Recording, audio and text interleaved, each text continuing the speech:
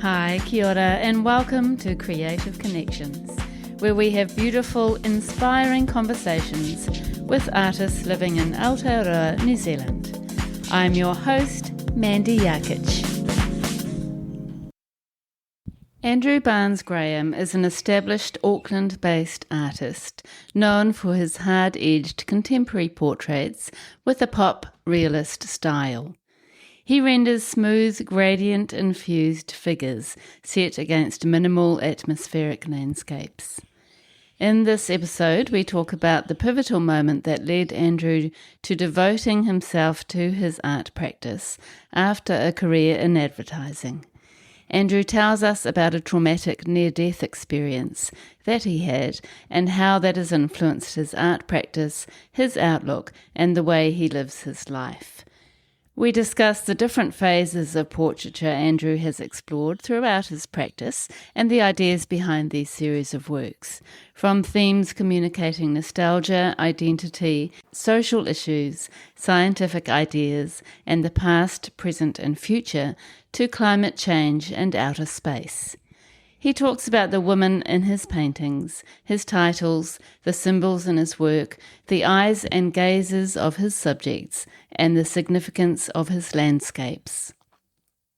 Andrew explains how Art House Contemporary, a community-based contemporary artist-run space, came about and how it works, which, by the way, is a really wonderful space for artists to rent for their own exhibitions at a very, very good rate.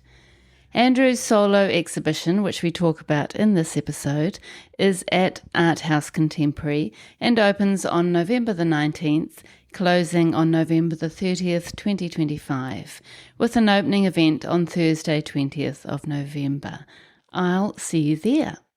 This is a really gorgeous chat. Thank you so much to Andrew for letting me take up his precious time while he was preparing for his show, and thank you, lovely listener, for joining us.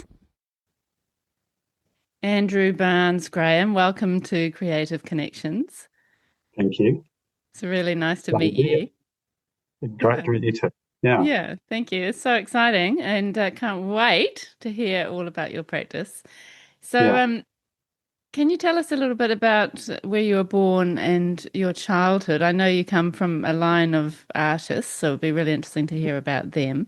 And then we can go on to talk about art in high school days for you. Yeah, great. Yeah, well, I was born and raised in Gisborne in Wainui Beach. My dad was a sort of farmer, but my grandfather was an artist all his life. They immigrated from Scotland. He went to the Glasgow School of Art and got a scholarship at the Slade in London. Then he came back and he actually got a commissioned war artist with Peter McIntyre. And when he came back from the war, he joined the New Zealand Open because he was a golfer. And he got a runner-up, and he hadn't had a game of golf through the war, and suddenly got a runner-up in the New Zealand Open, nearly won it. So he had to decide whether he was going to be a golfer who painted or a painter who played golf. And he decided to be a painter who played golf. And so he was a sort of really inspiring guy. I remember the first time when I was in a studio down it was over a garage on the beach, and no one was allowed to go into a studio. And I remember as a sort of 7-year-old sort of kid used to walk up the road to get some milk, and I knew how long it would take. So I knew that I had about 10 minutes to sort of go up and see what all this fuss was. And I snuck up there, and there was a window that I could see when he came around the corner from the dairy. And I remember sort of going and thinking that this was this wonderland of the smell of oil paint and terps and linseed oil and stacks of paintings on the floor that I was rifling through, and it just sort of felt like a very magical place. It was obviously very private for him, but it was, I felt like I stumbled across this sort of wonderland. I think it sort of stayed with me for a long time, even later on in school days. Certain smells would just take me straight back to, that studio. Mm. And my dad painted. He was a farmer. He was a very good landscape painter. My grandfather's first cousin was being touted now as a one of the British's most important female modernist painters, Wilhelmina Barnes-Graham. She was in the St Ives group and was best friends with Barbara Hepworth and Ben Nicholson.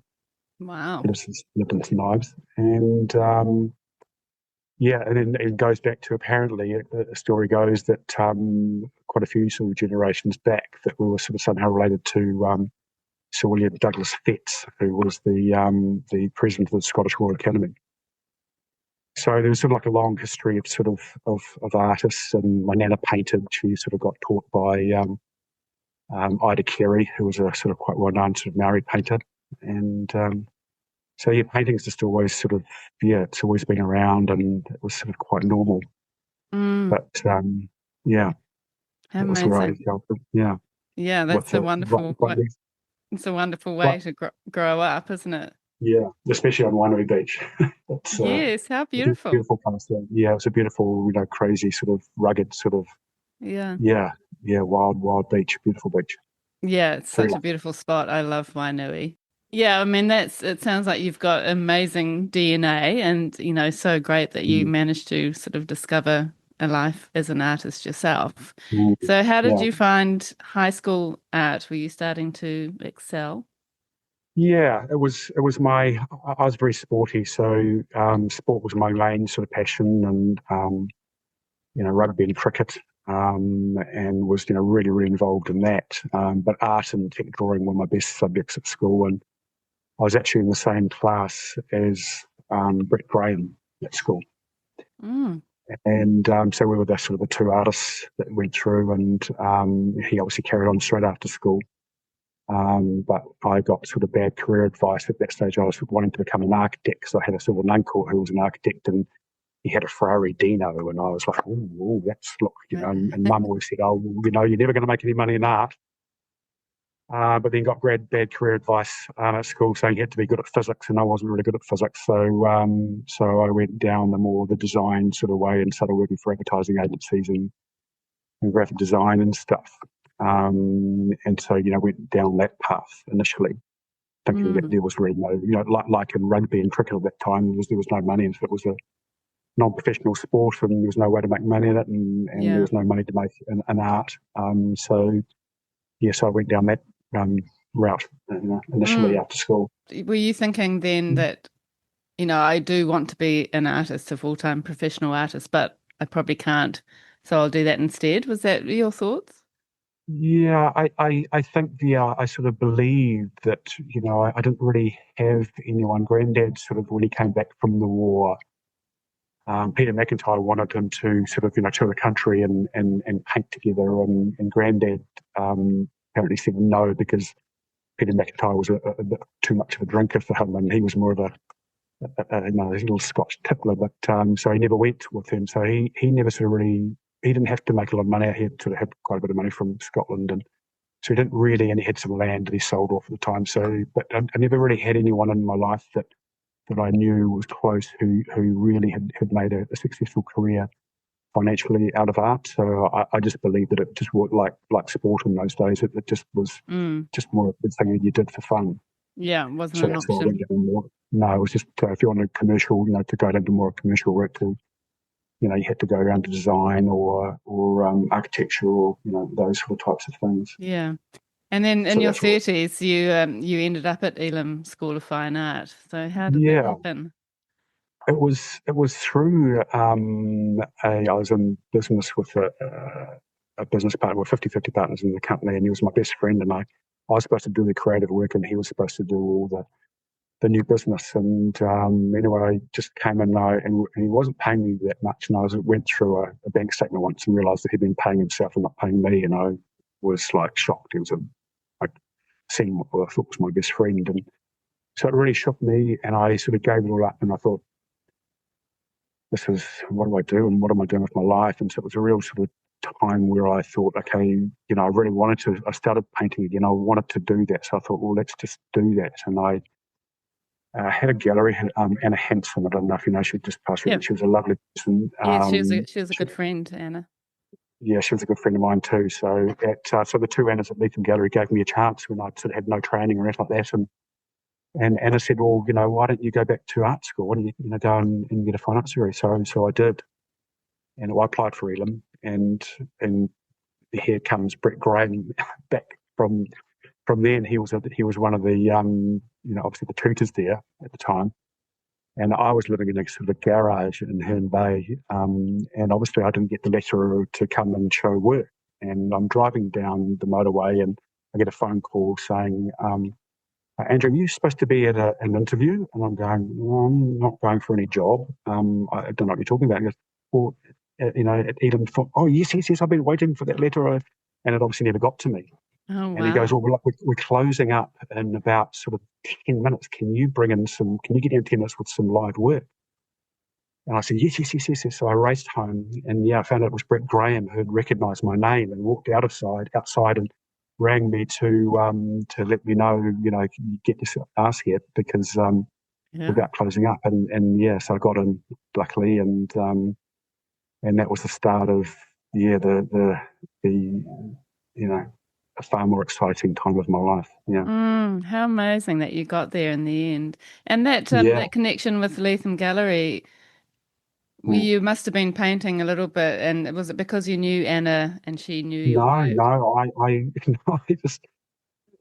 I did everything that you're not supposed to do as an artist, and door knock galleries and with your portfolio.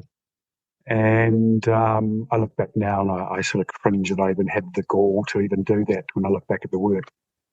But Anna obviously saw something in me and decided to show some of my work, and they sold. And so she she was That's amazing. great. She was Yeah, lovely, lovely. Anna's been on the podcast. Have you heard her Oh, episode? actually, Yeah. I'd have to look when I get some time after my show. Yes, exactly. Yeah, she's such a beautiful person. Yeah. It's the That was a world is. crazy funeral too, wasn't it? I loved it It was though. just hilarious, wasn't it? It was Yeah, it just was brilliant. so That her. yeah, the family. Yeah, so it was a very interesting time, and that's when I sort of in the last year, graduation year, sort of started sort of looking at portraiture, and Peter Stitchbury just won the Wallace Award, and Judy Miller had done a bit with abstract, but sort of and I was really fascinated with Peter Stitchbury's sort of portraiture. And that sort of really got me onto just really, looking at the face. And I always remember my granddad sort of saying that, it takes 2 lifetimes to learn everything there is to learn about painting. So you're never going to get bored. And so I sort of really just thought that I was going to really concentrate on portraiture, and I'm still at the end of it, still not going to know everything that I want to know about the face. So and then I had Paul Nash down in Gisborne sort of say, look, Barney, keep up with the portrait. Why don't you do a whole just dedicate your life to portrait? So that's what I've done, and so that was the start of the journey of painting the female face. Yeah, and what was it, do you think, that captured you at the beginning about faces and portraiture? Granddad was a great drawer.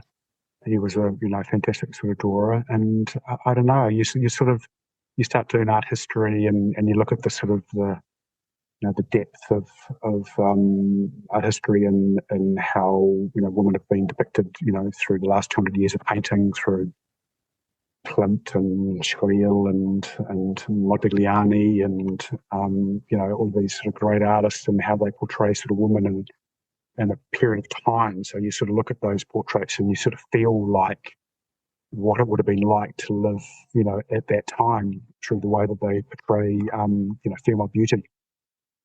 And so that interested me, I think, at the start. And I suppose that's why probably the first sort of 8 or so years, 10 years were really based on looking at the past and doing portraiture that was, based on the history, a little bit of the history of art. I did a work when I was at Sanderson, and it was about 1960s screen goddesses and stuff. So I just loved that sort of thing. And so, that sort of got me started. And then it sort of probably changed to thinking after, doing that in different styles and stuff, trying to get myself away from Peter Stitchbury as to try and find my own sort of voice and interpretation of, how I paint. I started sort of looking more into, well, that those works say something about that history of time, where those women were, it was, through Vermeer or Picasso or wherever. That what I really need to do is be doing portraits of now, so that, in the future people look back at now and go, that's what it must have been felt like to live in those times, in the 90s and the 2000s and stuff. So I started becoming more interested in painting about the problems that we're facing in contemporary culture and living on the planet now, which sort of had to do obviously with climate change and the issues around cultural identity and stuff like that. Yeah, you can see that. And then you've more recently been thinking about the future through your work, haven't you? Yeah. Well, sort of, I had a life-changing sort of event where, well, I've had sort of, a couple of near-death experiences, but the second one was actually a death experience where I'd thought, came out of heart surgery and the day after had flatlined and 2 minutes of CPR and 2 shock treatments later, they managed to bring me back. And so, when an event like that happens to you, you start to think more about the future. And so I think my sort of work in a way, it was a natural progression, thinking about the past of art history, then talking about sort of social issues we have now in contemporary society, but then sort of going on into, when you realise that your time's, limited, that you start thinking of the future a lot more. I started going down these realms of, where do you look when you want to look at the future? And really, science is the best sort of predictor of the future. And so I got quite involved in sort of quantum entanglement and sort of ideas around that and exoplanets, and realizing that there was, there's 20 billion exoplanets just in our solar system, the Milky Way, that are obviously they're planets that revolve around their star the same distance that the Earth does around the sun. That in that sweet spot where you can, hold water, and then where hold water is where you can single cell the organisms or microbes can sort of turn into single cell to double and to grow and grow and grow and eventually sort of come out of the water and turn into humans. And like I had a good friend of mine from school, Wally Peters, who's now a sculptor, but he was a heart surgeon, and he rewrote a story about how he worked out how a single-celled bloodstream, which fish have, can turn from that to an upright double helix, which is a bloodstream of a human. And he worked out how that could change from that to that. So I could sort of eventually prove that we know where we came from, from the oceans. And he went over to Harvard and explained it. He did these really cool books and stuff. And obviously, like Einstein, he will, it'll be probably after he's dead that it's been proven that, he was right. But, Einstein was interesting about the quantum entanglement that, he called it quantum entanglement, spooky action at a distance, because he sort of predicted that, you couldn't travel faster than the speed of light, so that with quantum entanglement is 2 particles that can speak in real time and influence each other over billions and billions of light years in a millisecond. So how can that happen when you can't travel faster than the speed of light? So I got really down to that and about exoplanets. And so then I sort of started looking at, trying to create these landscapes that felt like that they could be, from Earth, but they could be from another planet. And started drawing my own figures rather than working directly from photographs that I had been doing. They went a bit alien. I've thought them back to be a little bit sort of in between alien and human. I'm still trying to find that drawing practice in my work that I hadn't been doing for so long, directly working from photographs. So I think this series that I'm doing at the moment, I think there's a real nice balance where they sort of feel human, they still feel like they could be from other worlds or From the future. Yeah. from the future Yeah. or I'm so sorry to hear that you went through that kind of experience. But I guess, as we mm, discussed earlier, it can be seen as a little bit of a gift. And yeah. how do you feel like it's made you, I mean, it's obviously making you think about the future, and I guess it is making you think about your own mortality. But Mm. has that sort of made you approach your work in a different way at all? Yeah, I don't know sure it's a good thing or not a bad thing. I'm working harder and faster now than I ever have. I'm feeling like I haven't got much time to do all the work or get to the level of work that I want to get to.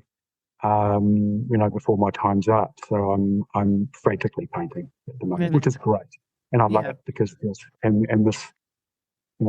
People were saying that you're going to be a lot more careful now that you've had this death experience, and I'm going no, I'm going to take way more risks, and because we all realise life is short, but when you go through a death experience, you sort of realise that I know there's not much time, but I just didn't quite realise how much I still wanted to fit into that limited amount of Mm, time. mm. And with, I suppose, Granddad telling me it takes 2 lifetimes to learn everything there is to learn about painting, I realise that I've got to paint really quickly now to sort of even get close to, being any good at what I do, with such a short period of time left. I mean, you haven't been told you have a short amount of time left. You've just because you're in your 50s. Well, I'm Is that, turning 60 next year. oh yeah, I stopped amazing. counting I stopped counting when I was 45. So, my wife tells me, "Oh, so 60." Is it really? Okay. I don't feel it, even though after what I've been through, I felt like I've fully recovered, um, and I've always lived my life, in a way that every day is your last. So I've had a really great life in the way I've lived. But yeah, when you really face your own mortality like that, you realise there's so much more I want to do, and Mm, especially at my work. Mm. yeah. And the good thing about being an artist is you can work until you die, if that's when Yeah, you're 98 or, absolutely. which is amazing. Yeah, totally. I feel like I'm semi-retired now. I mean, if I was retired, I had all the money in the world, which obviously I'm an artist, so I don't. But if I did, the way I spend my days now is exactly how I'd spend my days if I was fully retired. So I sort of feel like I'm semi-retired anyway. Yeah, isn't that amazing? Mm. It's Yeah, great to my be granddad. doing something that you Yeah, love so much. Yeah. yeah, totally. Yeah, very Yeah. blessed and lucky. And Mm. yeah, Oh, I'm yeah, glad that you got through that experience. That would have been very traumatic for you and your family, I imagine. yeah, yeah. Mm. My wife was amazing. She gave up work and came in every day. I was in there for over a month, and she came in every day. It was Mm. Mm. Yeah. scary for her. Mm. Very scary. Yeah, it's really scary Mm. for the sport people, I think. More scary than people talk about in a way. Yeah. Yeah. So, your work, as we were discussing, you've kind of gone through different iterations and different series and sort of come back sometimes Mm. and develop.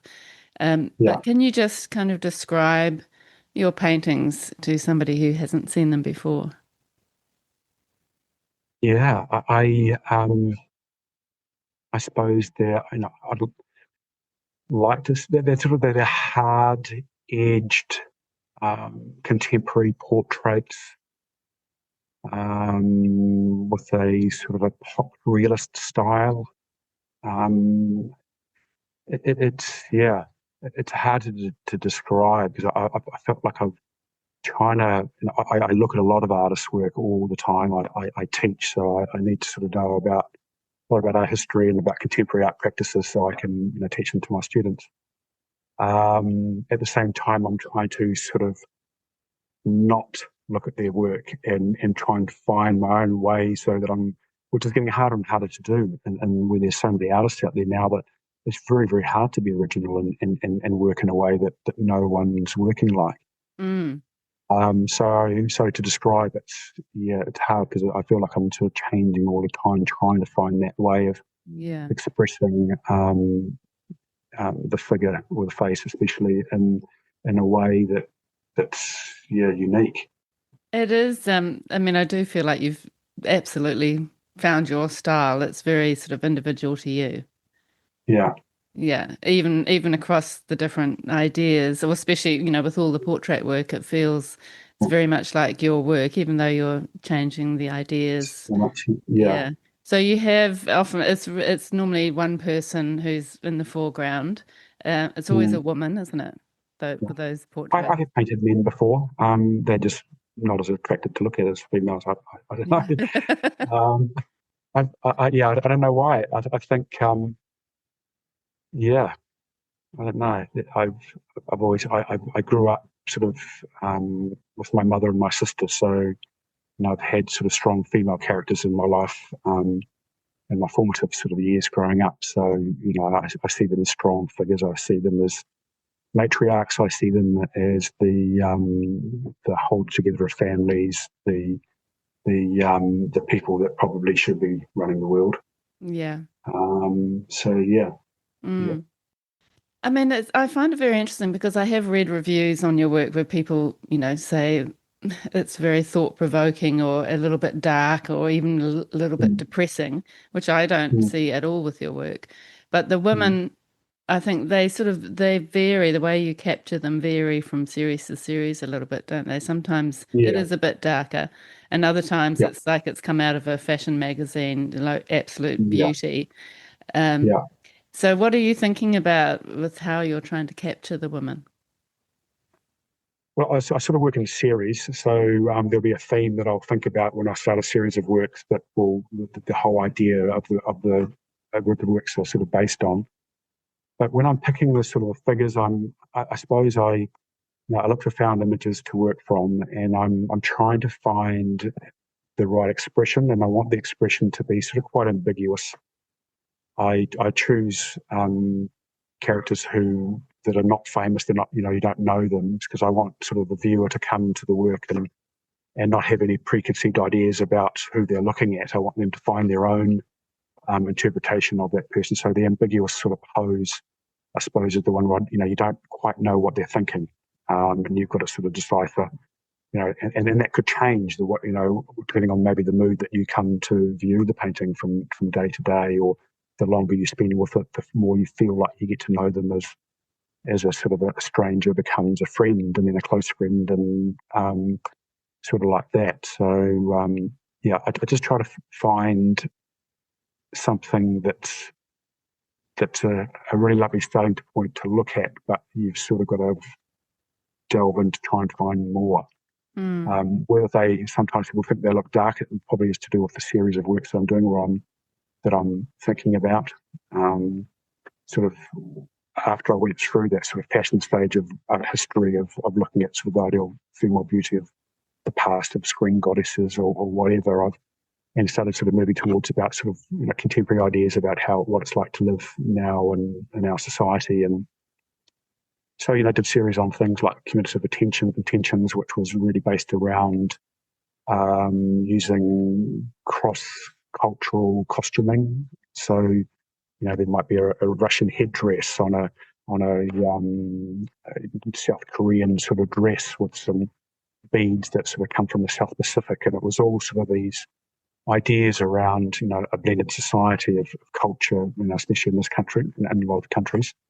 But that I think worked well in this country more than sort of other countries. But we're a society where even though we come from different cultures, we're probably we realise that we're more similar than we are different. mm, And but, some people can sort of find often I would sometimes use very dark palettes, or I always got interested in using inks and just browns, and so yeah, I like the idea that these underlying stories, can be dark for some people. If that's the case, then that was the intention of moving away from just pretty, fashion sort of type models. mm. Yeah. So do you feel like the beauty of the woman is less important in some series? Is that what you think? Well, I think the beauty sort of comes into really the deciphering of the viewer. and it Mm. has history. So I'm giving them an opening of the story, I hope, in the way I'm portraying the figures in my work. And it's up to them.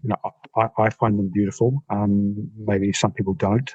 That's up to that's everyone's idea of beauty is different, and it depends on where they've come from, what the their social circumstances, and so if that's the case, it's good. I want people to have different views Yeah. on the work. It means that I'm probably on the right direction of what I'm trying to achieve. Yeah, absolutely. I can totally see that. And the eyes are obviously, in some series more than others, the eyes play a big part in the work.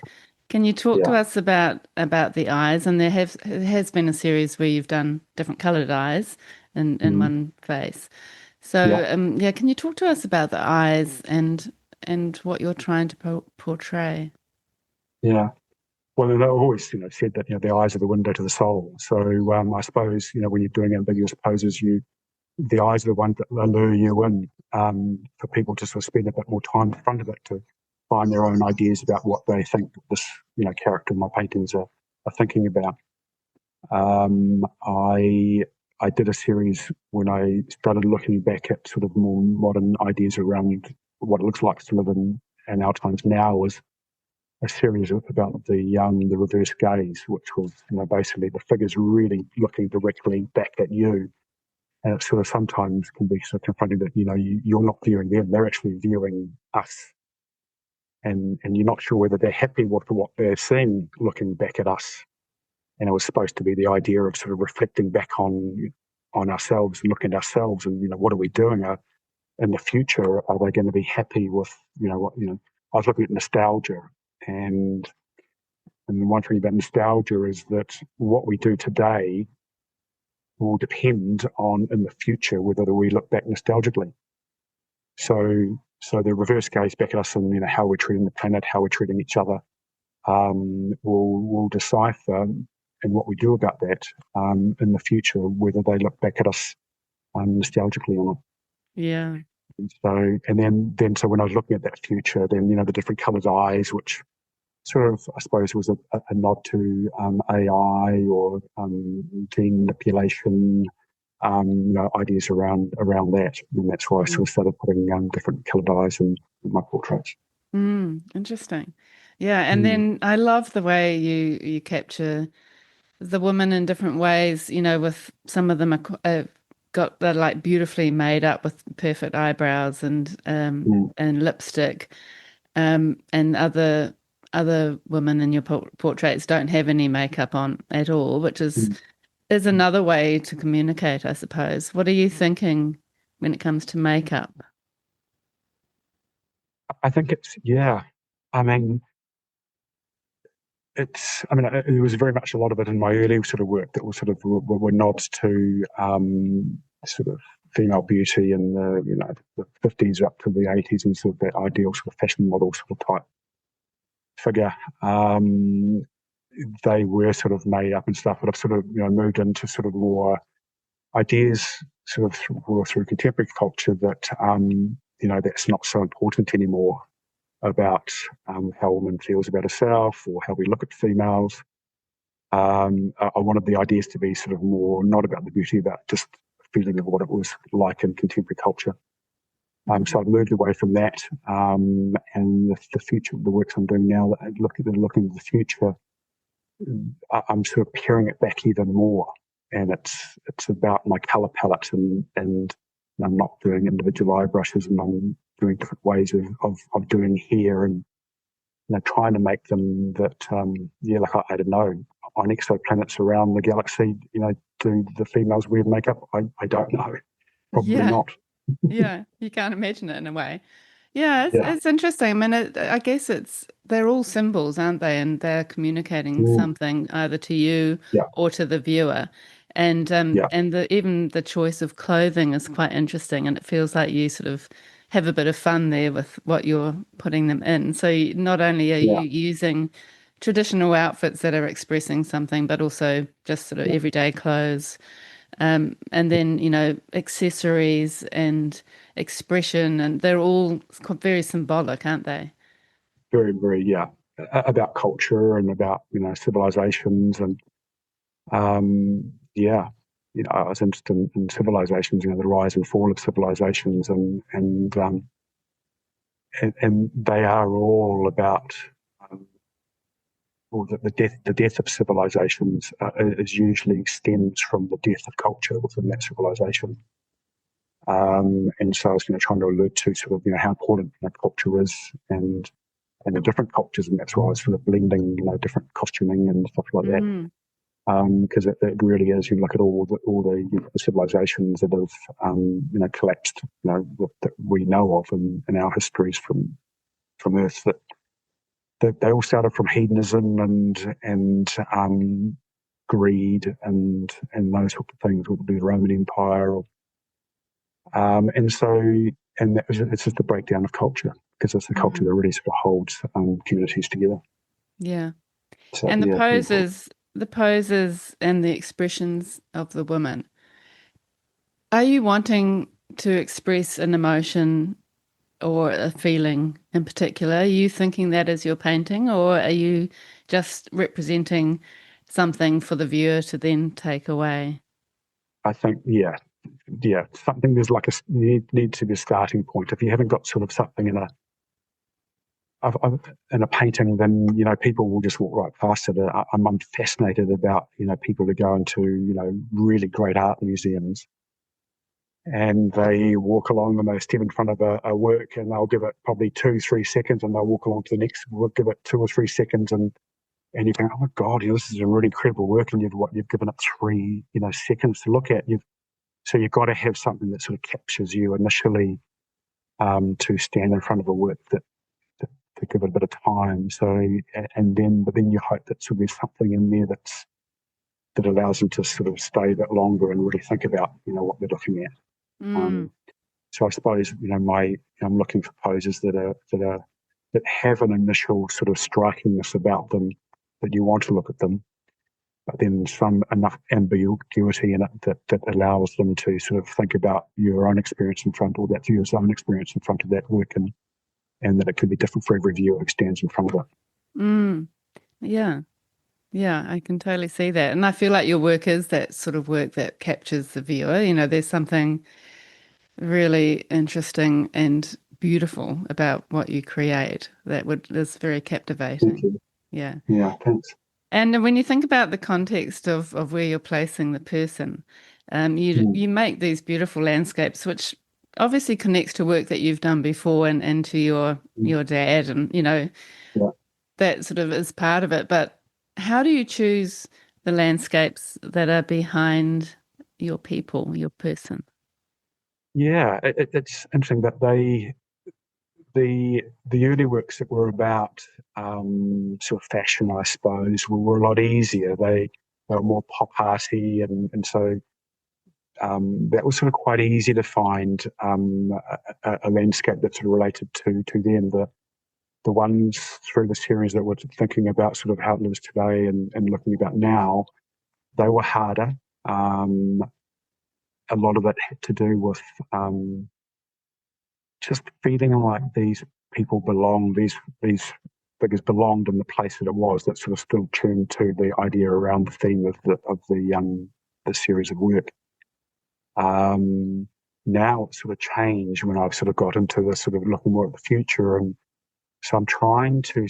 I've actually, as I sort of started not directly working from photographs and started painting my own drawings of figures, I found myself doing the same with my landscapes.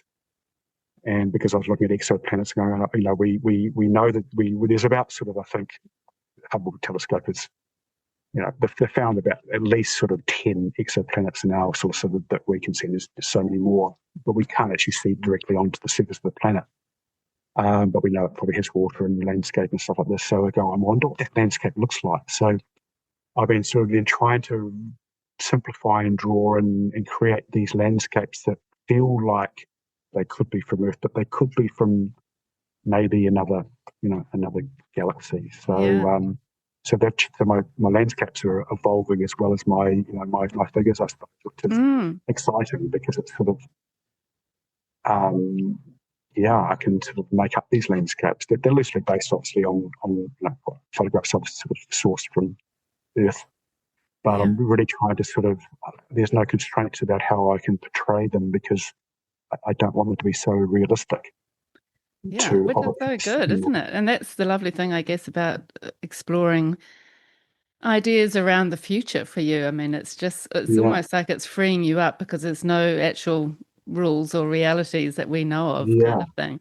It yeah, feels like the landscapes in the latest series, they're more even slightly cubist or quite abstract almost.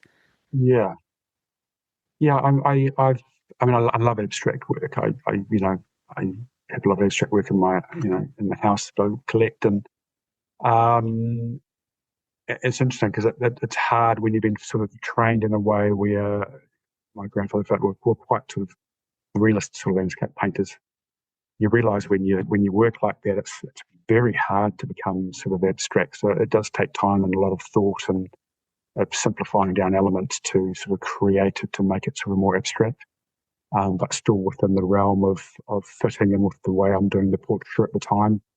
You can't sort of have a figure that's sort of is painted totally differently from the landscape because it just sort of feels so out of place. And you've obviously got to have these figures sort of sitting into a place that you can really believe sort of that they coexist in that space.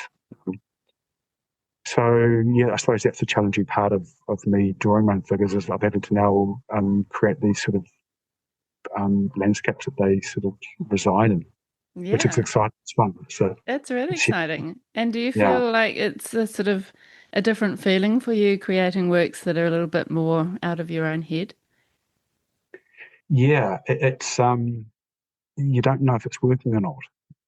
Whereas when you're working directly from photographs, you can see. You look at the photograph, you look at your work, and you go, "Oh, yeah, that's the I can change that and make it more look like a photograph." When you're sort of making up, I don't know what it's supposed to look like. So I don't know if it looks good. I don't know if it really suits. Does it sort of? Yeah, it's made me having to look at my work a lot more. Usually I'd just sort of, I'd do a day's work. I'd sit at the end of my day's work and I'd look at my painting and I'd pretty much figure out where I wanted to be all my day's work tomorrow. And I'd look at where I wanted to be at the stage of that painting. So I'd go through every process and how long that would take. And so I want to get by this time tomorrow, I want to have my painting to that stage. So it was very formulaic. Um, but now it's not. I've got to really sit down. Sometimes I bring them home and look at them while I'm sort of watching TV just to get a feeling about it because I don't know what they're supposed to look like.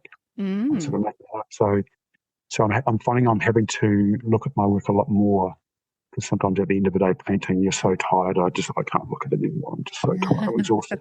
I'll come back tomorrow and then you come back tomorrow and go, I've just got to get onto it. So you don't really sort of have that yeah, that time Mm. in front of you where you're just sort of trying to jump into it and feel Yeah. what it's doing to you. That's quite a different process, isn't it, in a way? And I mean, that could be a little Mm. bit sort of terrifying for some artists to have that kind of freedom in a way. You could see it Yeah, as that and sort of taking those risks. And do you think that has directly come out of your near-death experience? no question. Yeah, yeah. As I said, friends will say, like, you're going to be a lot more careful now. And I'm going, no, no, no, I'm going to take way more risks. Mm. So I treat it as a blessing. It's sort of, I was lucky. I had a guardian angel up there who's looked over me and allowed me to sort of, have a couple of second chances. And but you look back on it and you go, actually, it was it's I'm sort of glad in a way it happened, although it was so horrible at the time. It changes you of what you see as important. Um, you certainly look at your friends and your family and your partner in a way that you realise what's important, and um, it's certainly not about possessions or things or money. No. Yeah, Mm, I agree. it's about Yeah. experiences. Yeah. Oh, that's Yeah. interesting, isn't it? I mean, I wonder what would have happened if you hadn't had that experience? What your art would have, how it would have evolved? Yeah, I mean, it would have evolved. It just would have evolved a lot more slowly. Yeah, yeah. Oh, it's And great. I would have run out of time, and it was like, oh gosh, too late. Yeah. Maybe the next life. It is a gift, isn't it? In a way. Mm, Yeah, stressful gift. yeah. Yeah. And back to the landscapes. Are you thinking about New Zealand at all? Yes, I sort of have to, I suppose, um, because I'm selling them in New Zealand, so there has to be sort of connection, not only with the figure, there has to be a connection to the landscape that people can identify with, or have a starting point where they go, oh, that makes me feel like my batch who I used to go to, or the country farm I used to grew up on and stuff. So all of those sort of things, when I'm sourcing sort of imagery that I sort of work from, then sort of change and manipulate. Often they are from places around the planet, but I try to bring them if they're so unrecognisable as New Zealand. I try to bring a little bit of back towards the sort of something that possibly you could see in New Zealand. Yeah, definitely. That you could relate to. Yeah. Yeah, And yeah, then the woman, I'm jumping around here a little bit, but I've got so many yeah, questions. yeah. Your woman that you're portraying, are you thinking at all about gender identity? Because some of your figures do seem a little bit androgynous Yeah. and some are more Yeah. masculine than others. So are you thinking kind of across the board in that way? Absolutely. I mean, that was when I was sort of doing the work that was sort of about sort of contemporary society now and trying to portray the idea of cultures and stuff. And obviously that's an issue, that is, strong, what we're going through now. And so, yeah, blurred distinctly gender lines, distinctions were, very much a part of sometimes picking sort of characters that had that. You weren't sure if they were male or female. Mm, Um, More so in the face than the clothing. Um, it's interesting because you look at men who are just stunningly beautiful and could easily with a wig, you just go, it looks like a woman, and vice versa. Sort of, women who have sort of things. So I think when you sort of start looking at the face, for as long as I sort of had, 25 years of painting it, yeah, surely it would come into your work, because it is what we see and deal with today in culture. yeah, it's real life. And are you capturing different Mm, cultures through your people? I mean, you are obviously through some of the symbols like the clothing. yeah, Are you painting women from or people from different cultures? occasionally, yeah, occasionally. Um, yeah, I mean, it's interesting how, doing the thing, I'm teaching some of my students who are into portraiture, you only have to move, a line 1 millimeter and it can totally change an expression. A line and eye can sort of really sort of go, oh my gosh, that sort of looks, from Maori, but there's, could be Inuit, it could be, it could be Polynesian, it could be sort of, so there's, you don't have to move lines very far in a face to sort of make a face look like it comes from, a different part of the world. Mm, Um, it's yeah, part of sort of how we do. We know we're in a society where we're yeah. bombarded with imagery and stuff like that, and so yeah. You're not And capturing sort of a particular race necessarily. Not that's not a no, big focus. But no, no, it could be connecting to many races, as you said. yeah, Yeah, and especially because um, you don't really use a skin color as such, do you? no. I move it around quite a bit with the way I do skin color.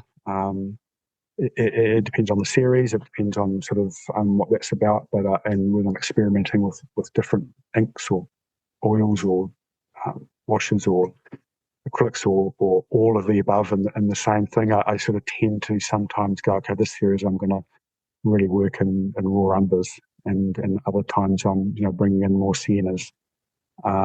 So they're all over the place. Mm. I don't know what's next. I'm looking forward to how I do it next. I'm sort of always, I say, trying to find that way of doing it in a way that's unique and different and hasn't sort of really been done before. Mm. But then it feels like the contours are a big part of your style as well. Yeah, I mean, it's I suppose the face is so round. Although I do love artists that paint flat. Alex Katz was I used to love his sort of the way he simplifies the face. Yeah, so yeah, it's like there's so many sort of ideas, and as I say, there's granted it takes 2 years to learn everything there is to learn about painting.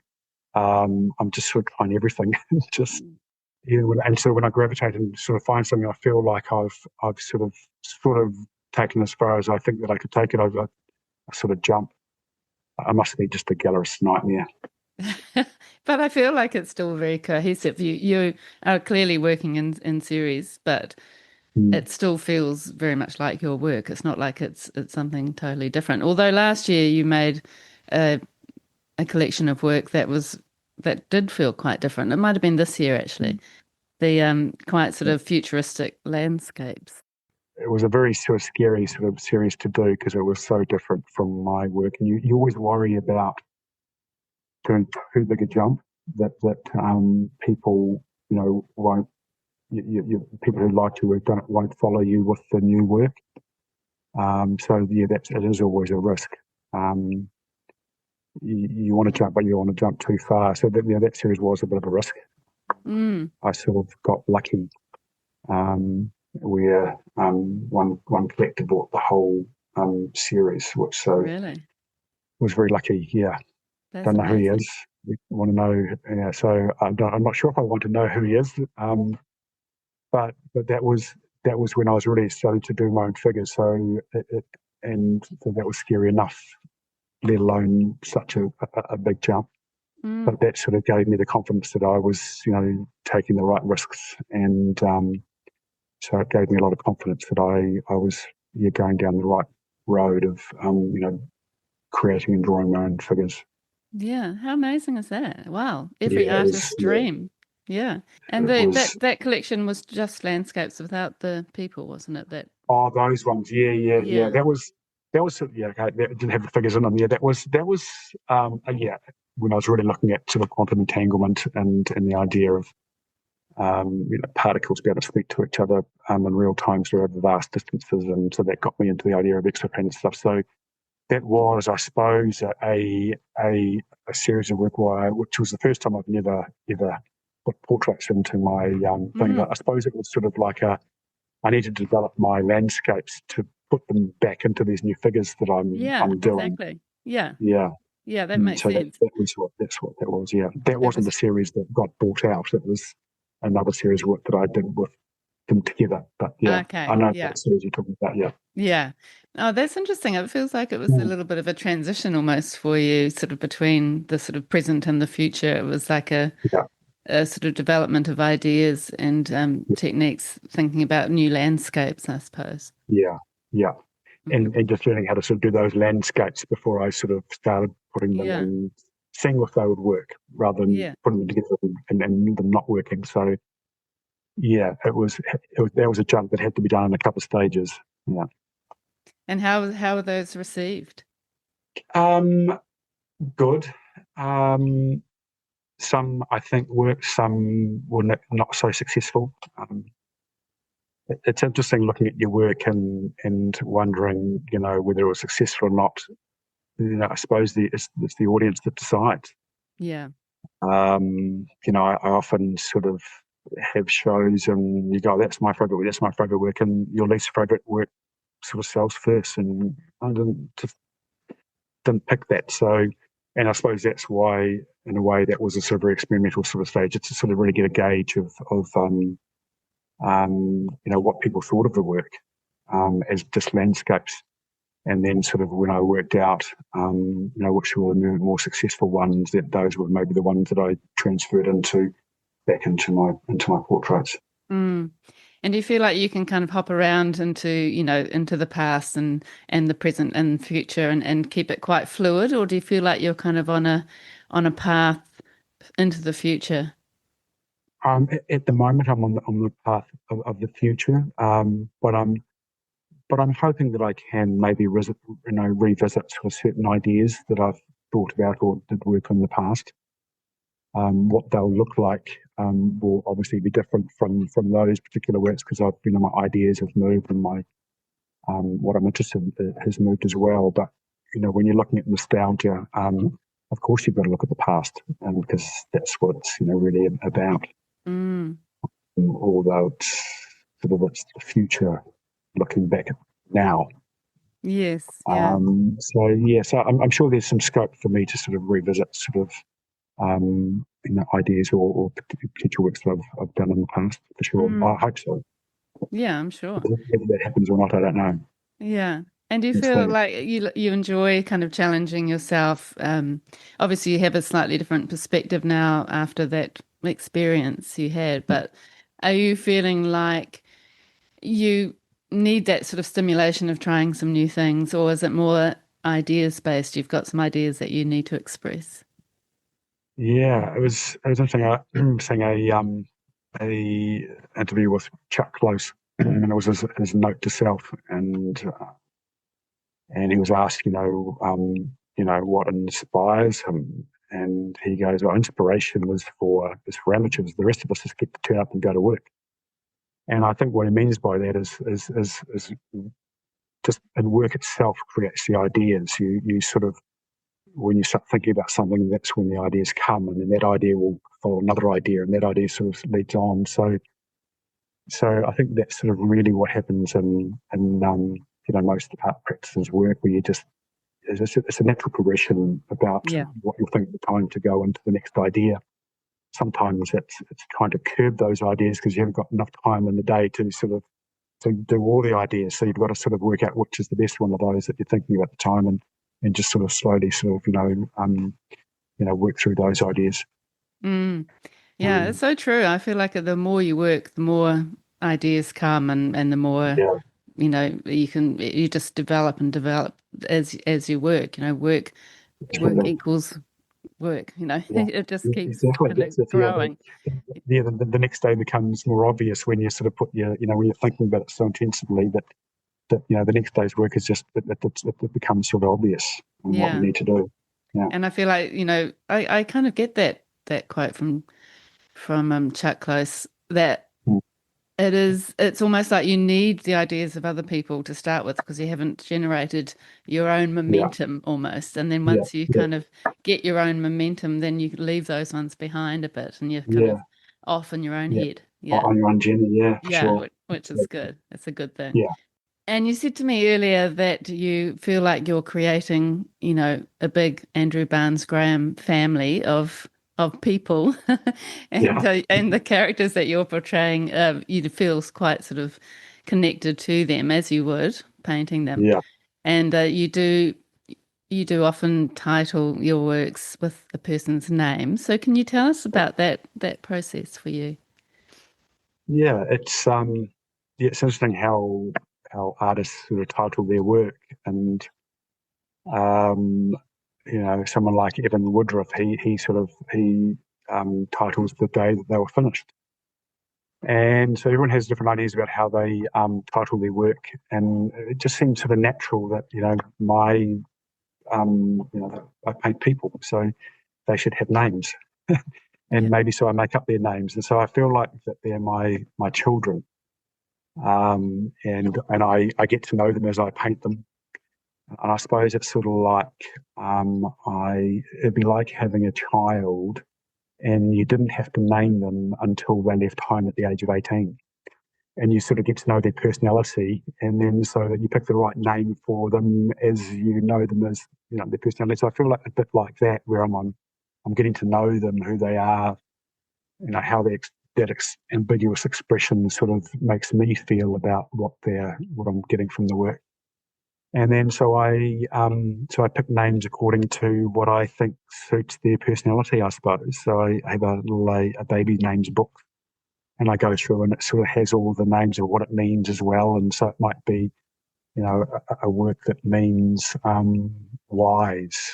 And she looks really wise. So that's the perfect name for her. So they all have sort of individual sort of names, and I certainly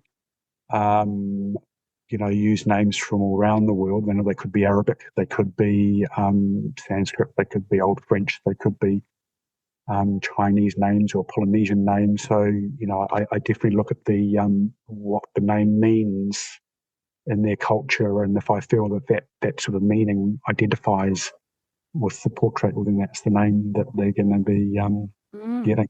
You have to adopt them out And you when let them go. Yeah, they let need to them leave go. home, and you've got to give them out into the world, and yeah, it is. It's very much. I feel like it's very much sort of like creating a human and sort of releasing it into the world. And I hope you've done enough for it to give joy to the world. Yeah, I love that. And it's Mm. such a personal thing. It's almost like you've sort of fathered them off into their sort of next journey as Yeah, well as yeah, painted totally. them. Yeah. Yeah, yeah. And Which hopefully you've made them sort of into the right sort of human that sort of they can sort of help bring joy to other people. yeah, and it's also about like the adoption process in a way. It's like you're finding the right family for the painting to go to, kind of. Yeah, yeah, Yeah, yeah. which is actually And quite that's a what lovely thing. yeah, and that's what they sort of say about sort of paintings that you just got to have get the right person in front of the right painting at the right time. Mm. That speaks to them and stuff. And sometimes it can happen really quickly, and sometimes it takes longer. And who That, do you that's think what I your find. audience is? Because I think we have talked on the podcast before about New Zealanders being a little bit afraid of portraiture at times, of actually purchasing Yeah, a portrait. yeah, Yeah. totally. There definitely sort of is that, and there's also I've heard a lot about usually it's a sort of a female's decision whether a piece of furniture or a piece of art or a piece of anything is allowed to sit in her house. Even if the husband's buying it. How are you going to find a beautiful woman? Why a woman's never going to allow such a beautiful woman in her house. Um, you know, Usually it's going to be a male who sort of who buys your work, and I've found it's been the exact opposite. That it's been mainly women who have been the instigator to get their husbands to look at my work and purchase my work, which is really interesting. That's really interesting. Um, yeah. So yeah, yeah. It's, Mm. I suppose as regards the ideas around people who find it weird having other people in their house, I've certainly struck that. Um, I like having pictures of people in my house. I find that they become sort of part of the family, and the more you stand in front of them, the more you feel like you get to know them, and Yeah. yeah. So, but yeah, that is yeah. It is probably a little bit harder work to sell than abstract expressionism. Yeah, it's quite fascinating, isn't it? And I wonder if Mm, people, I mean, obviously people are loving your work from your color palette, which we haven't talked about yet, mm, and your composition and other things and your technical mm. skill. But I wondered, I mean, do you get feedback from your collectors and what they're actually connecting? Does it happen very often that people are being reminded of somebody they know, or have you had much feedback on why people are buying? Yeah, I have had people buy work because it reminded of them of someone. I obviously early in my sort of career, I used to get a lot of commission work as well. So I've painted some portraits of loved ones that have passed that have been the scariest portraits I've ever painted. Yeah. Um, Particularly because when you look for a subject as a painter, it's often different from how a photographer looks um, at a work. So often I've been having to sort of paint portraits that were that the photo that I'm referencing wasn't really a if I was going to photograph that person myself, I would have done it quite differently.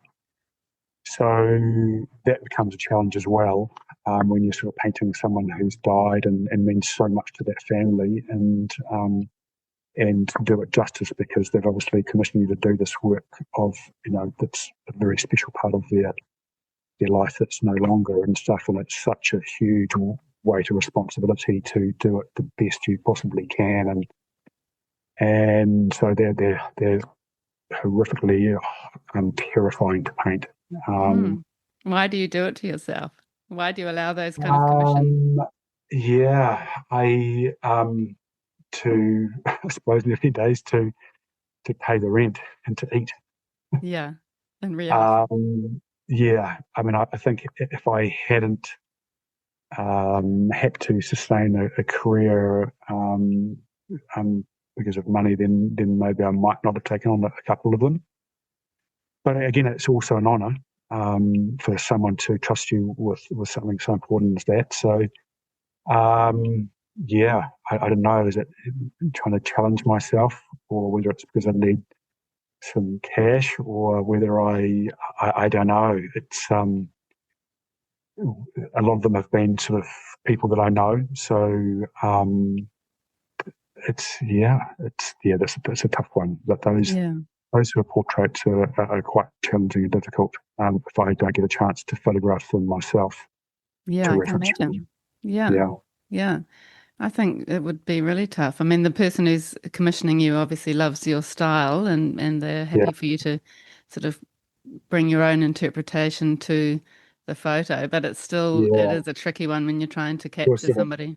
no, and they know the subject so much better than I do, whereas the normal portraits I do, I try to make them ambiguous, and my viewers aren't really supposed to know anything Yeah. about my portraits until they come in front of them. So, they know so much about the personality and the idiosyncrasies of the person that they're wanting to commission me, and I know nothing about, apart from trying to find out as many stories as I can about them or about their personality, which is weird when you're trying to paint personality. It's different from painting just a representation of likeness. Absolutely. Yeah. Yeah, it'd be really challenging. So can you talk us through your process, how you actually make a painting? Yeah. So I do a lot of research and finding sort of imagery that sort of speaks to me that I could sort of translate and put into paintings.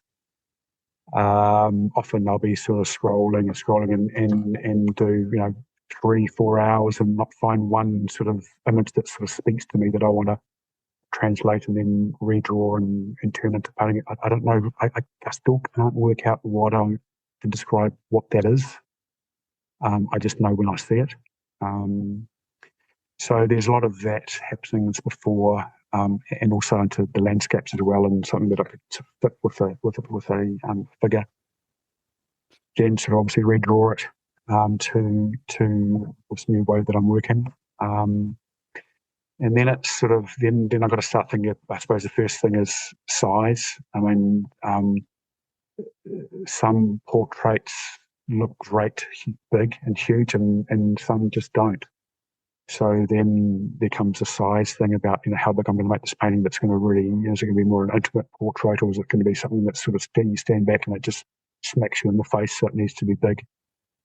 And then I suppose I go through the palette, and so I do most of my colour mixing right at the start. So I I make, and it's like, because I'm doing quite a lot of thin sort of layers. I paint very thin. There's no texture in my paintings.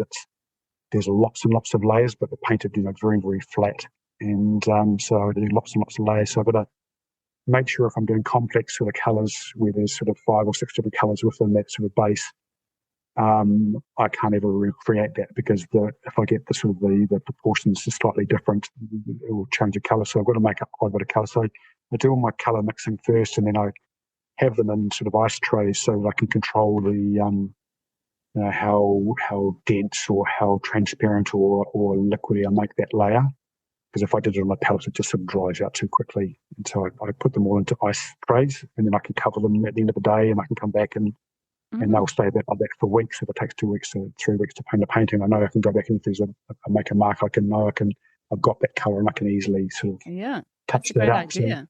I love and it that. also sort of helps me when I'm looking at the palette of seeing all of the colours, side by side. I can really get an understanding about how the palettes, the colours work against each other, because obviously some colours work differently depending on what colour it sort of sits next to. So having them all together, I can really have a very good understanding about how the overall feeling of the of the palette colour is going to go. So I do that, and then just, I suppose, work from back to front, top to bottom, old school sort of way it was sort of done, I suppose, just from watching my dad and my granddad work. And yeah, just sometimes there's days where I'm not making any progress. I'm just doing layer over layer over layer, trying to get a density in the paint, but still having this really nice sort of flat sort of Yeah. feel to the canvas. Yeah. And you draw the portrait first and then paint the landscape behind and Yeah, then come to the portrait. And the yeah. eyes and Well, the mouth are the last yeah, thing. Yeah. yeah. Certainly the landscape. Well, you do the drawing, and then you'll sort of sit in front of your drawing, and even though that you've done your own drawing, and then I'll project it so that I get exactly what my drawing looks like. Otherwise, I'll just move and change too much. Especially when you say, as you move a line a couple of millimeters, it changes the whole look of the face. And then sort of just really sort of spend the time really redrawing, just getting proportions right. Because sometimes it can look good in an A4, but then you sort of when you see it's huge, it's sort of, some things can sort of change the way it looks back at you. So I sort of do a lot of redrawing, and then yeah, just I just do the landscape first, and then sort of work towards a figure. And um, it's interesting. I hear some people say that they can't paint a portrait until the eyes are done. The eyes are going to be first. I tend to be I suppose, Modigliani. I put them, if he didn't put his, eyes in his paintings Mm. till the last ones he did. But yeah, I tend to sort of do sort of mainly about the skin and the tone and the contouring of the face, really, before I sort of go into the eyes and hair and stuff. And then adding the eyes, and then that's when they really turn into your children, Yeah, I imagine. that, yeah, that's when they sort of start to show their cheekiness and their quirkiness and their spark of life. Yeah, And their personality. And how yeah. do you choose the clothing? Is that part of the photograph that you've found in your research, or do you explore No, other things? usually it's quite different. The face is sort of just itself, and then I'll find the costuming and different other research. Lately in this last sort of body of work, with the show coming up, I've it's just the outline of the clothing, and then I've transpired and put in like a different landscape. So there's like two dual landscapes. There's the landscape that the figure's sitting in front of, but then in the clothing, I've created this sort of different sort of landscape that sort of alludes to the idea of exoplanets and other worlds and stuff like that. So there's, this landscape in the clothing could be from a different place in the universe, and or in the future on this Mm, planet, or so bringing the ideas about that sort of future. So the clothing really now has just become sort of really outlined shape, and then I just sort of fill it in with this, just a dual landscape. that's really interesting. So yeah, it changes it. Yeah, the Yeah. costume is an interesting thing. It's changed right through the course of working, looking at the history of past and then the future with cross-cultural sort of costuming of different cultures, and then now it's gone into really just basically being about, I suppose, really just sort of looking back at ourselves, about what we're doing to the landscape, and then how that might change in the future. Yeah. And some of your works, like they've got sort of retro vibes with the fabric, and there's all sorts Yeah, of things that you can see in there, and it's yeah, another symbol, isn't it, for communicating something for you, I guess. yeah. Or time, I suppose. Time. Yeah. History. Yeah. Yeah. Just Mm. very clever. And do you feel like you're kind of into fashion yourself? Because it feels like it is quite a big part of what you're doing. Like it must be a bit of Yeah, an interest for you. yeah. It has. Yeah, yeah. I think probably from the the first ever dress-up party I ever went to at the age of was 15. And still do, music festivals and dressing up is still, a very big part of, dance culture is a big part of still, my life. It's my happy place, a dance floor. And so we definitely, but even through history, if I grew up in the 80s, the craziest sort of period of fashion there probably ever will be. Yeah. So I've always been interested in fashion.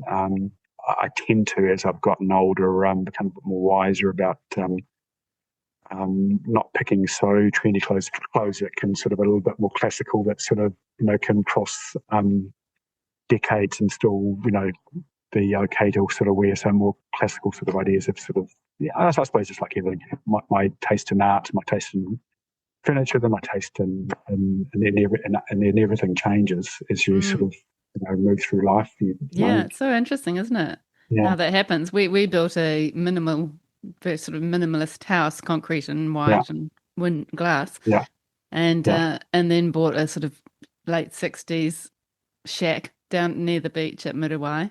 And yeah, not it's not a shack, but you know what I mean. It's way yeah, more yeah, sort of rustic yeah, shack, yeah. slightly shabby. We've done some renovating on it, but and I just love that sort of the retro vibe, mid-century vibes. Where, And I yeah, could never go absolutely. back to that minimalist. We built two houses, and even going back to a brand new house doesn't appeal. I love the feel of the sort of older house now. Yeah, it sort Yeah. of has. It sort of we're certainly mid-century modern in our house, and it allows sort of to there's more memories based in the things that you collect, Yeah. more histories to it. I do love architecture. I wanted to be one when I was young, Mm. and I like brutalist architecture. I like modernist architecture. I like the California sort of flat sort of Yeah. house with the beautiful floor to ceiling windows. But I was talking to it with a friend of mine, Ben Hanley, actually just yesterday. And he we were talking about it, and he's going, well, it's really lovely architecture, but where do you hang your paintings? Yeah. And it's all True. glass.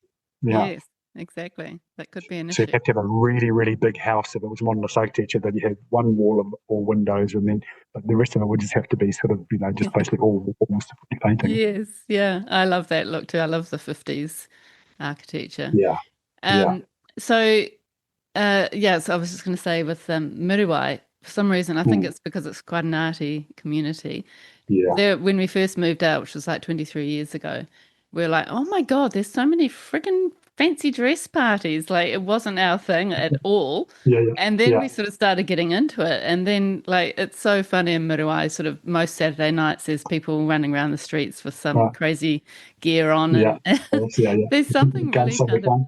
yeah, there's something Yeah, empowering and sort of freeing about dressing up and sort of putting on another yeah, persona and going crazy. absolutely. Yeah, Yeah. yeah, Well, yeah. it sort of, you feel like it allows yourself to be your alter ego, and Totally. and it will be okay.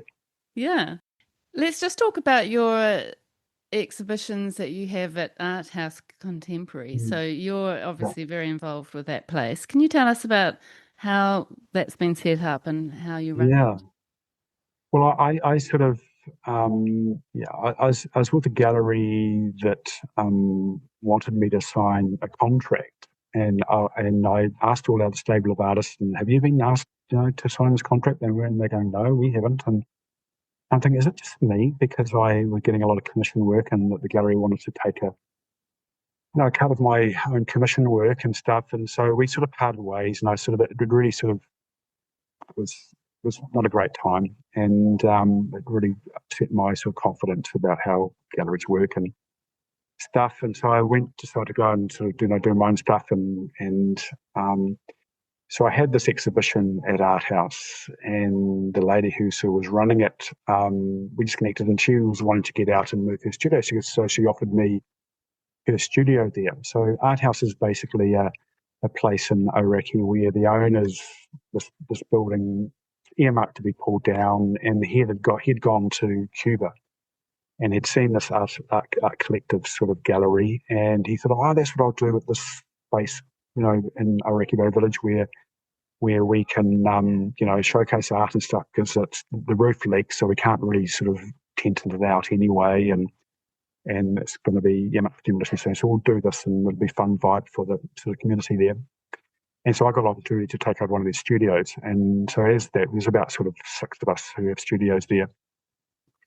And it changes as artists come in and out and move and go, to different things around the world and their life and stuff. But so we'd run it as it's sort of like a community-based art gallery space where we've been fortunate enough that the owner charges us basically no rent at all, but we've got to run it as a contemporary art gallery to sort of give some art sort of culture to the environment. So we run it sort of as a thing where we've all come from sort of starting out as artists, and we want to sort of give opportunities back to sort of artists who don't have gallery representation, and be able to place where they can showcase their art and have exhibitions and start their art career and stuff. And we don't take any commission on sales. We just rent the space out for a minimal amount a week. They have to obviously run their own exhibition. They have to man their own exhibition and stuff. Have opening nights, and we'll do that sort of thing. So and it started off being something that was going to maybe last a few years, and sort of 15 years in now, and because the developer hasn't been able to sort of get the plans across the road to develop it, so it just has kept on going. And so we run it as a sort of an artist run space for artists to very cheaply host their own exhibitions. I love that idea. It's really cool, and we've had some really, really good artists that have done amazing things after they've shown. It has been a showcase for them to sort of, for other galleries, gallery dealers to sort of see their work and start off their careers, which is great. That is so amazing. Really cool. And I love the idea that the artist, has some responsibility to run the show, because that's, for me, that would be a way I would love to show my work, to be there and to talk about it. I feel like that's a lovely sort of addition that you're providing. Yeah. And it's usually pretty scary for artists to do that, talk about their work and stuff. So it sort of throws them in the deep end a little bit. You've got to do your own marketing. You've got to do your own cataloging. You've got to sort of, and so we give them sort of help and ideas around how to do that. But essentially, you it's like anything in life, you've got to do it yourself. Yeah, I love that. And, I just think it's the best concept. And how great that you've managed to keep it going for 15 years and not what you expected. Yeah, no, totally. Yeah. So I sort of, I have galleries that show my work as well, but then I sort of use this as my springboard to, showcase new work. So yes, I'm having my show there this year in about 3 weeks' time, I think it is. Yes. So I think we're going to publish your episode just before the show. So people, once they've listened to this amazing account of your life and your practice, then they can go and see your work in person and meet you. Yeah. So that's going to be around about the 19th of November, did you say? 16th? Yeah, I think it's the opening's on the 20th of November, and it goes for about 2 weeks. Okay. Now I just love that concept, and then you're working out of that space as well. It's great. Yeah. So it's easy for me to man it because I'm there anyway. Yeah. And I can carry on with new work and stuff like that. But it's a cool little space. There's not many people who know about it. But it's a really good opportunity, a space for as I say, for up and coming artists to start their showcasing their work. Yeah. And for somebody listening who wants to get involved in that, is there a website that they can go to? Yeah, so arthousecontemporary.com. They can sort of go to our website and there'll be links there to put proposals in. Actually, we're taking proposals now at the moment to for next year's exhibition schedule. So if you want to show your work and go to the website and if you're close, come and have a look and check out the space and see if you think it might be right for you. That's a lovely space. Yeah, I went to somebody's. Whose was it? Oh, Anthony Zemke. Oh, right. Yeah, what a lovely young guy. Lovely guy. I actually, sadly, I spoke to him on the podcast and then something happened to the recording and we lost it. And it Yeah, was the oh, best conversation, and we're just like yeah, haven't quite faced doing it again, but we will yeah. at some Yes, stage. yeah. He is so easy to talk to for, God, he's mature for his age, isn't he? Yeah, he really is. He's very, Yeah, yeah, it feels like he's, he's been on this planet for longer than he has. Yeah. yeah, Yeah. yeah. Just a really lovely nature about him. Yeah. Mm. And especially so when you see, get young artists who are, straight out of art school to do that. It's great. You feel like it. Yeah. I did a project with a girl just the start of this year. I got a call from a girl from Luxembourg and wanting to do a project with me. And my wife was going, oh, she's not catfishing you, don't send her any money and all this sort of thing. And we worked out that it was quite legitimate. And it was this girl who had somehow found us, and she was doing her gold medal Duke Award, Duke of Edinburgh Award. And she had to go to a country she's never been to, stay with a family she's never been, do a project with someone she's never met before. So she sort of found out that she wanted to come to New Zealand. Then she sort of found where she was, that she could get a train to Oraki Bay Village where the art gallery was. And so she contacted me to say, would you do this project with me? She was a 17-year-old. She was doing this to get a job next week. She wants to go to Berlin School of Art. And speaks 5 languages. It's an absolute real go-getter. And so we did a project with her. So she came out and we did this project with her at Art House. And it was really cool. And we've kept in contact obviously, and seeing it develop, and just being given the opportunity for young people to just showcase that there's a pathway to an art career and seeing that happen it's really rewarding. Yeah, well, you're facilitating a fantastic service and supporting people, and it's very Mm, community minded, but it's also, supporting artists in a different way, especially young emerging artists, because yeah, it is quite tough, isn't it, for people to get their work out there if galleries aren't yeah, accepting their work. yeah, exactly. Yeah, totally. You've Mm. got to do it yourself, but then you've got to have a space to be able to do that, and there's not many spaces that allow that, especially as cheaply as $80 Yeah. a week.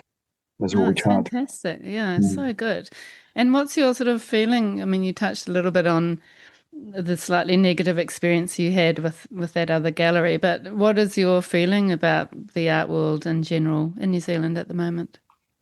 Well, I think it's good. I mean, it was, and I suppose at the end of the day, the only reason why I sort of felt it was negative because I thought it was sort of really I was the only one in the stable that was being asked to sign this contract. But in the end, I found out that they eventually everyone did, and obviously I realised that if I'm ever going to go to a larger gallery, then I'm going to have to sign a contract of exclusivity, with that gallery, and that's okay. And I'm not against that. It's sort of how the system works, and there's good reasons for that. If they want to control your pricing and stuff like that. Gosh, I mean, you hear I've heard stories about artists in New York where um, you know the gallery will have a price for someone's painting, and the person will come in and have enough money to buy that painting, and the gallery will turn around and go, well, actually, you're not the sort of person that I want owning this work. This piece should be in a museum, and so unfortunately, you're not a big enough art collector to, even though you can afford it, for you to own it. Really? Oh my And God. so there's sort of this really, I mean, it's crazy how the sort of art world's sort of gone, and at that top level blue chip sort of pricing and stuff. But obviously, that's what happens when you're going into big galleries, and even in this country, you have to be exclusive to that gallery, and they really control your career. Is about to get you to that next level. Mm, It's part and parcel of the game now. yeah.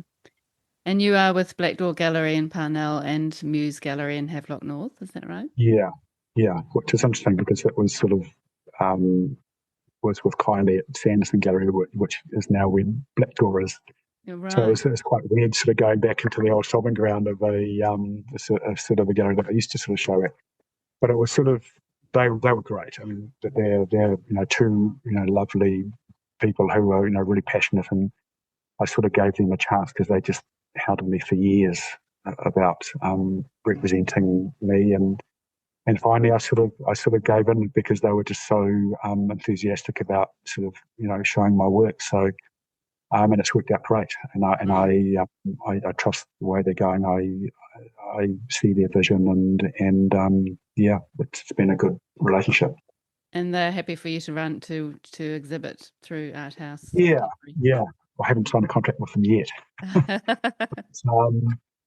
But and that's a little bit what I like. I know that they allow me to because I have been really developing this new work, and they've been allowing me to that space to trial it and which is very difficult for galleries when they're representing an artist that especially when you jump around so sort of much, it becomes very hard for them to sort of find the client for an artist who jumps around so much. So they've been really good at allowing me to develop this new body of work, and I'll definitely obviously pay them back in gratitude with giving them my best work in the future. So yeah, that's so good. I mean, it seems like a wonderful balance in a way, if you've got the right gallerists who are sort of seeing the bigger picture for you, and then you've got a place where you can show quite experimental work if you want to without any restrictions. Yeah. And in amongst all these shows that you have and all the painting that you do every day, and very diligent artist, you are teaching. And I think that's a lovely combination too. It probably challenges you and your thinking, and also you're giving back again, which is a great thing. Yeah. So tell us about your teaching and why you chose to do that. I suppose I sort of started doing it because I needed to find a part-time job, like we all do as artists sort of starting out. My granddad was a teacher. He taught at Gisborne Girls High for all his life. So it was sort of not a scary thing for me. And it just sort of grew. And what I love about it is that it sort of reinforces your own ideas about the way you think about art, because you're having to sort of tell and inspire sort of other people. So it was a great job to have as a part-time job, because it was all about what I was interested in, and it reinforced my own ideas, and it inspired people, and there were times where some of my students even inspire me, and I learned just as much from them as they do from me, I suppose. So it's a very much a two-way thing of just us being in a space where we sort of get to sort of explore ideas, and I can teach technique, and then also the students themselves, really sort of bounce the ideas off each other and watch. And the greatest way to learn painting is to watch someone do it. Yeah. I got to do that with my granddad and my dad, and you really see students sort of really developing quite quickly when they can watch actually people work. So it's a great environment, and I feel like I get just as much back as I hope I give them a lot as well. But I get a lot from it. I'm sure you do. I've heard lots of good things about your teaching, and it's building community, isn't it? It's sort of extending artist community, which is very important. Essential. Yeah. Yes. Yeah. And I think that would be lovely. And is that a sort of course that you can pop into and stay as long as you like, or how does that run? Yeah, I've had students with me for 15 years. Amazing. It's amazing, and I sometimes wonder, because there's a lot of sort of older sort of mature ladies, and I'm wondering, I hear sort of stories that they started doing it because their husbands retired, and they got sick of them with nothing to do, following them around the house, following them into the laundry, and just leave me alone. So they had to get out of the house. I'm like, well, how do we get out of the house? We start a painting course, and so, but they all become sort of really quite good artists. And I've had some of my students sort of be with me who have gone straight into master's programs at Elam and Whitecliffe, which is cool.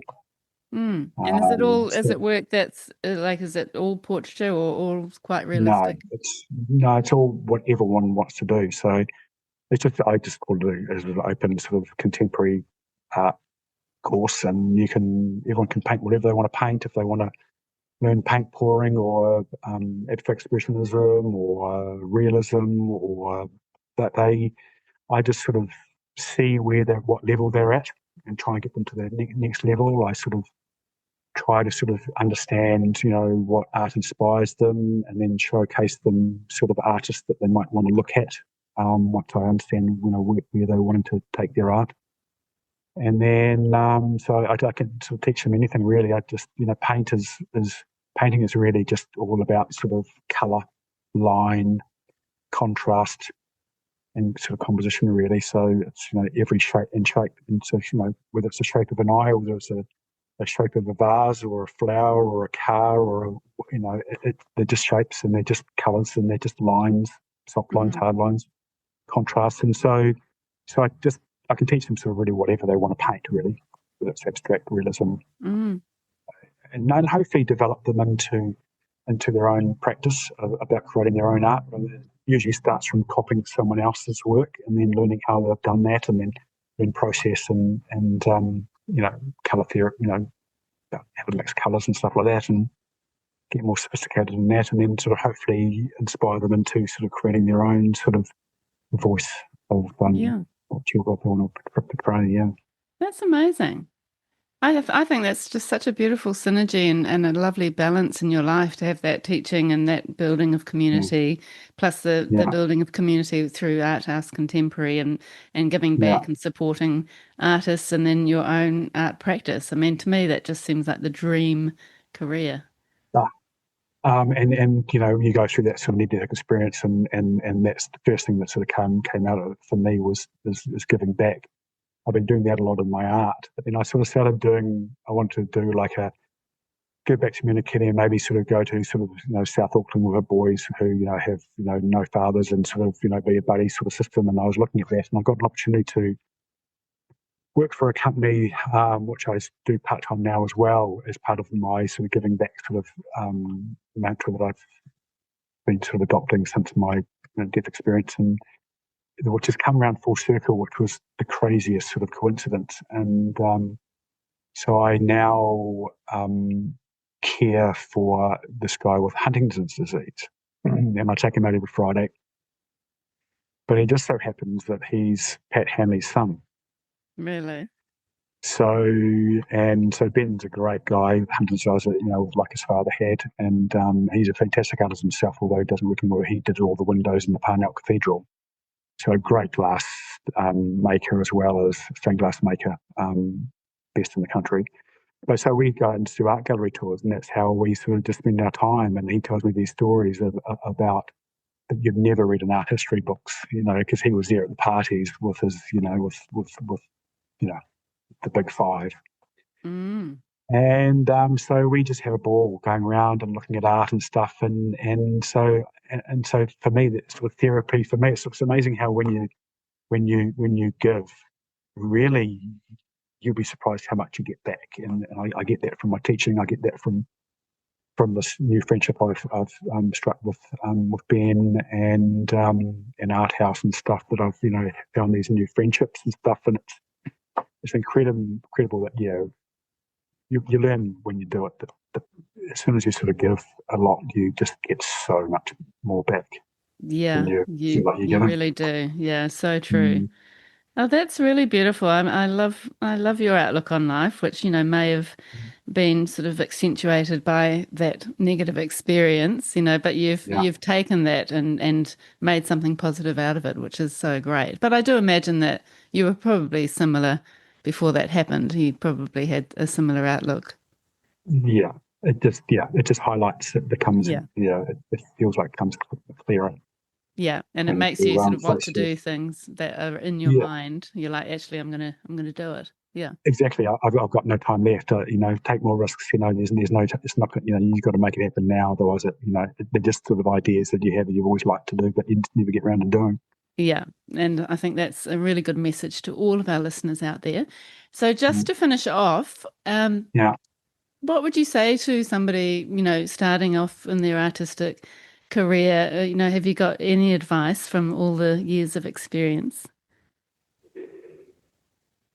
I I remember hearing someone say, I don't know who it was, and they were asking the question, what would you say to a young person? And it was a really interesting way of looking at it. It's like at your age, if you did something and you tried something and you failed, and then you decided to try something totally different, and you gave that a go, and that didn't quite work out. So then you started something else and then tried that, you would still have enough time to be the best at it that you could be and make a career out of it and be the best in the world at it. So why wouldn't you the first time try something that you really love? Because if it doesn't work, you've still got plenty of time for plan B and plan C and whatever. So if you've got that much time and still fail and still have enough time to do something else and be the best at it that you can possibly be and most successful, then why wouldn't you try the first time to do something that you love? Yeah, that is great advice. Yeah, make it plan A instead of plan E. Yeah, just do it. And if you're young, because you've got plenty of time to, if it doesn't work, to do something else and still be successful at that. So, Yeah. so my idea of if you want to be an artist and that's what you love, then just just do it. Just go and do it. Mm, so true. And a great way to finish. Thank you so much, Andrew. I've really And loved pleasure. meeting you. I I've love heard so meeting you many too. good things about you, and a few of my guests have recommended I speak with you. So I know how busy you are, and I really appreciate you coming onto the podcast. So thank you so much. My pleasure. Thank you so much.